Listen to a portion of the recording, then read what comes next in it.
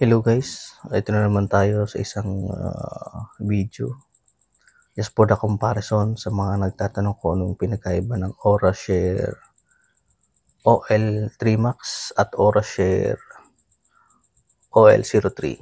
So buksan natin para makita nyo yung pinagkaiba. So para mapag-decide din kayo alin yung gusto nyo bilhin. So let's open up. Alisin ko muna yung box. Madali ninyo nung matatandaan kung ano yung Max at saka OL03. Doon na lang sa laki pagbasa natin. Okay, ngayon baklasin muna natin itong OraShare 03. Screwdriver. Para lang to. Baklasin yung taas.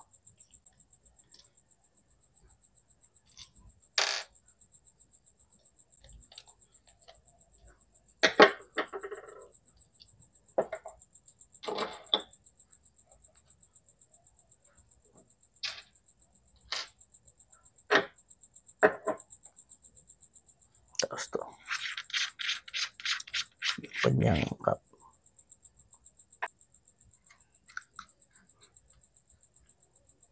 Pagkatanggal nyo ng cup, o kahit hindi siguro tanggalin, hilahin nyo lang to. Yeah.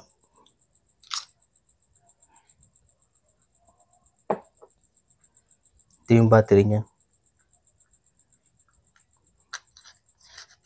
Pakita ko sa inyo.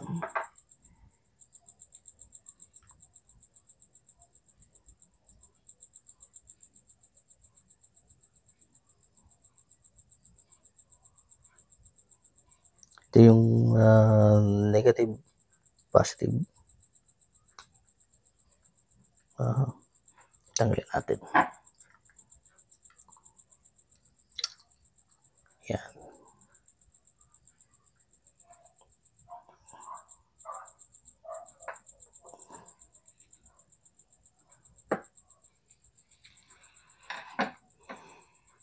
So, ito namang sa OraShare, sunod natin, OL03 Max. Ikutin nyo lang.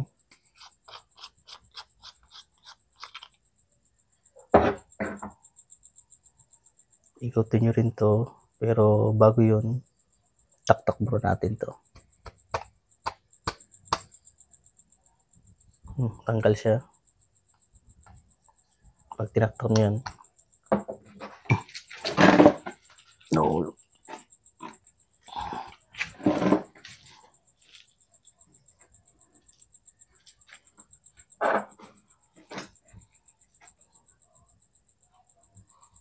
Isa sa sinasabi ko mahirap tanggalin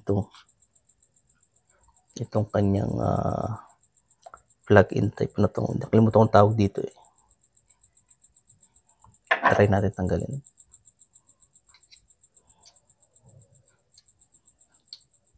Ingat lang kayo, baka maputol yung wiring.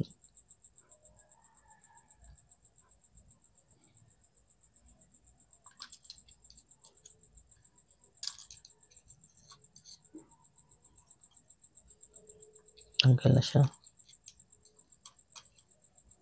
Tanggal din yung kaya pagbalik yan.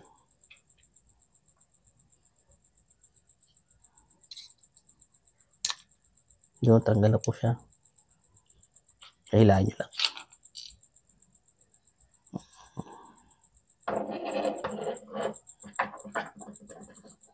Ito naman.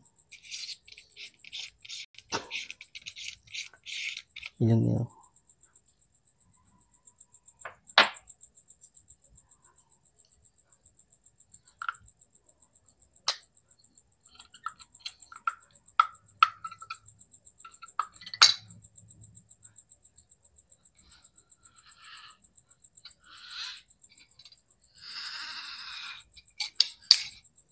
Yun.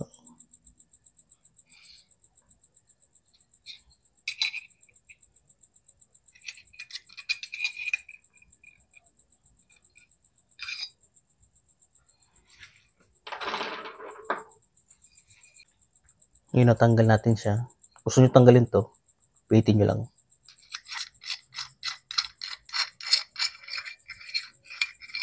Yan. Okay. Iwasan niyo lang huwag tamaan yung ano.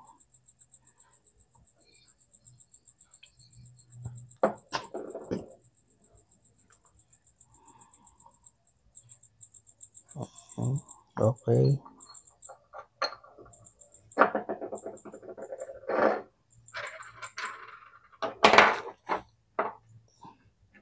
Ito yung battery ng Max. At ito naman ang battery ng OL03. Medyo malaki pagkaiba nila. Malaki. Yan naman maliit. Kukumpara mo.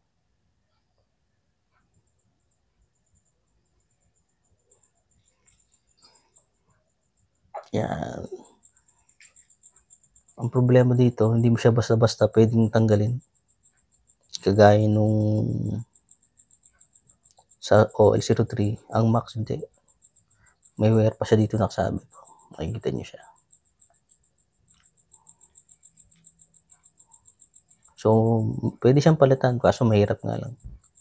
Kailangan pa isolda. So, sana nakatulong sa inyo.